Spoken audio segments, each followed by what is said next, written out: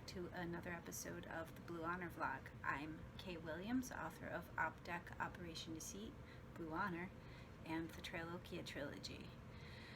Oh my, it's what, October already? No, November.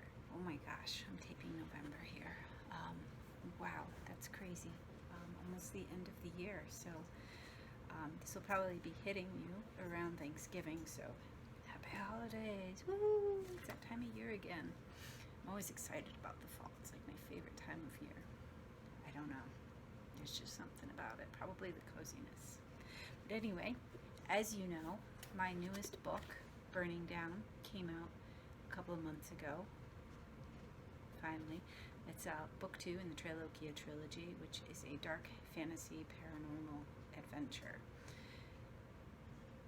I would say that it borders on horror, demons and angels, woohoo, supernatural style. So let's read a little bit from the book and check it out. Oriel found the door of his friend's earthly home and entered. It was well after the boys' bedtime. His Amba and Janya sat on the couch watching television, growing increasingly tired, but refusing to rest. They always had. They always had the strange need to keep vigil. The guardians acknowledged him from where they cloistered in the dark living room. The Great Dane, Tybor, was there at the mouth of the hall. He circled and disappeared in the child's room. Mergentis is outside. You know what to do, Oriel told them. We'll send for a squad to chase him off. I had a feeling this was coming and started bending their attention to settling in a house elsewhere. I'll send a message to Magnus, Janya's garden.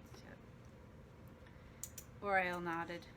That would help, but Mergentis would return more quickly than they could work. We need to move up the timetable. I've come to start the process in the boy. You cannot wait any longer on that either, Oriel said. Oriel entered the boy's room. He sat in the dark at his small play desk. A dim light illumined a coloring book he worked in. Chiron lay on the bed in clear view, Rollo picked from beneath, beside the small kitsune. Oriel grinned. Leoti, Grigor, and Iz were likely nearby, watching for the threat lingering all too close. The boy's parents thought their son asleep hours ago, but his mind was powerfully active and in need of more stimulation. He peeked over his shoulder at the power, a pair of blue eyes glimmering in the dark. They held the same character as the Primus who commanded them. Oriel carefully approached. Hello, Caleb, Wayland Havard, Oriel said. Power de Curio, Oriel. I didn't think you'd come tonight, the boy said. They greeted each other with full names since Caleb could speak. It was an odd quirk he had that warmed Oriel's heart. In it was a glimmer of the fun-loving sarcasm the watcher boasted. Oh, why's that? Oriel said, sitting against the wall, his legs drawn aside to fit where he could look upon Caleb's face. I don't know, I just thought, he answered, rubbing a blue crayon on a drawing of some superhero. I'm here, Oriel said. Did you come because of the girl that other night? Caleb asked. The girl? I mean, Marna. She saved your life, didn't she? Kids at school said I killed her. Caleb muttered angrily, rubbing a red crayon now. He blinked slowly, raising the wax stick from the paper. He drew a breath and then said, I got grounded for being out. Mom was real mad, Caleb added. It's not your fault, Caleb. The shadows we talked about, they hurt Marna. They were trying to hurt you, but she wouldn't let that happen. I assure you she's fine and back home. Will I see her again? You may, but she won't look quite the same. But she was hit by the car. Is she all in pieces? No, because Marna was not her real name or her real face. Her name is Naya, and her hair is very long and very gold, the same color as yours. Caleb stared at him with a discerning scowl. He pinched the red crayon tight between his fingers, scraping it with his fingernails. He set the crayon down and unceremoniously crawled into bed. Tell me about the place you come from, Caleb said, kneeling at the foot of his bed. Shouldn't you be getting to sleep? You have school in the morning, Oriel asked, getting to his feet. Caleb smiled and jumped back to his pillows. Oriel pulled his blankets up and sat beside him. The boy wasn't likely to listen to a word he said if you ordered him to bed. He didn't listen to his parents when told. A laugh escaped him, reminding himself that he beheld the very talented watcher who regularly disobeyed orders from the High Council. He was so very small and young now, but he was wild and old spirit, unused to being controlled, even if he was housed in a bio-appliance. Tell me about Naya. Are there others like her? Oh yes, thousands. Some are like your mother's, others are like me, warriors, some are both. Oriel said, turning the conversation gradually toward the reason for his coming. Warrior mothers? Caleb scoffed. Is that so absurd? Absurd? Foolish, silly, Oriel replied. It's very absurd, Caleb smiled. The boy pulled an action figure from beneath his pillow and moved the parts in very distracting ways. Why do you think it absurd? Oriel questioned. Girls don't fight. They dance and play with dolls and wear pink. Besides, their long hair would get in the way. Caleb replied, laughing. Indeed, they do those things, and so do boys. I bet your father has a pink shirt. He doesn't. Caleb shook his head, grinning. If I go to his closet now, I won't find any. Caleb shook his head and giggled. You be devious, little thing.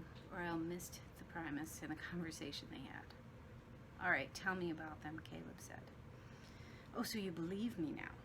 All right, indeed, I'll tell you. I'll tell you about one who would tan your hide if she heard you giggling so at the idea of girls as warriors. She would put any man on this earth to shame with her grace and power. What's her name?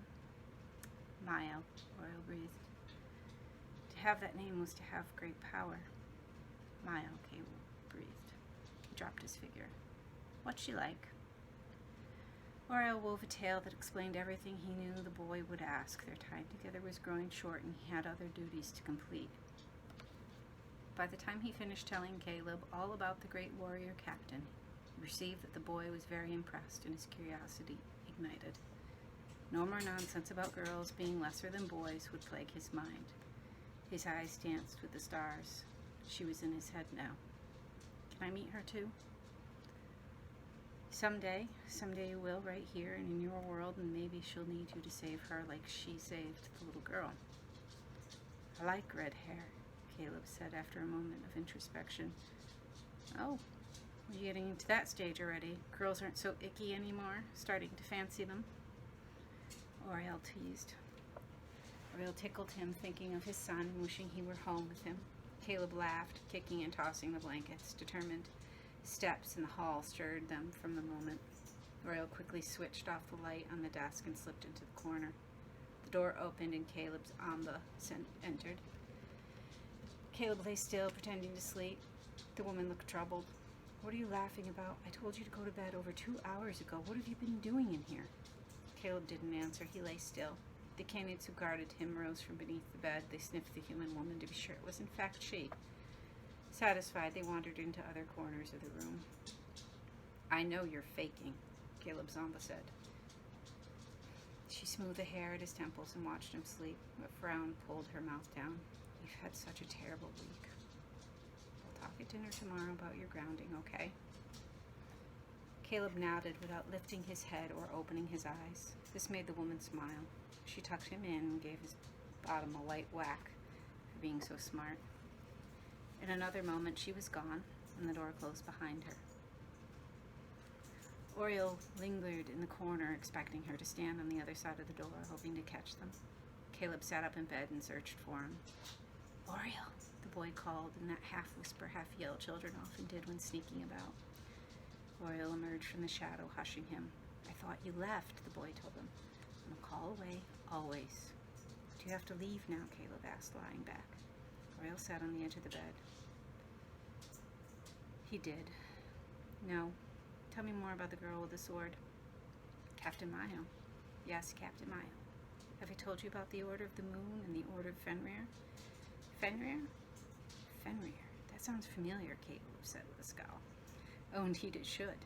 Why? Have you ever wondered why you like dogs so much?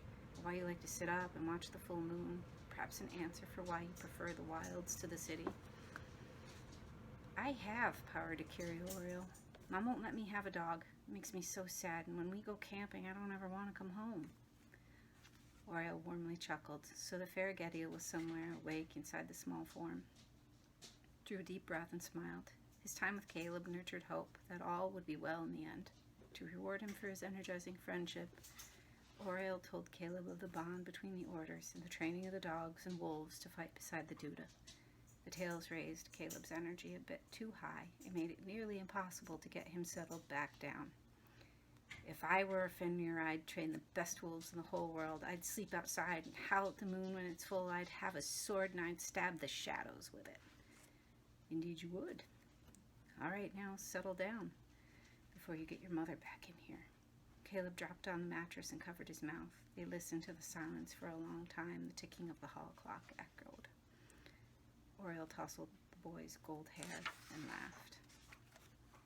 It's time you slept, Oriel urged. Will I dream? Yes. Fantastic dreams.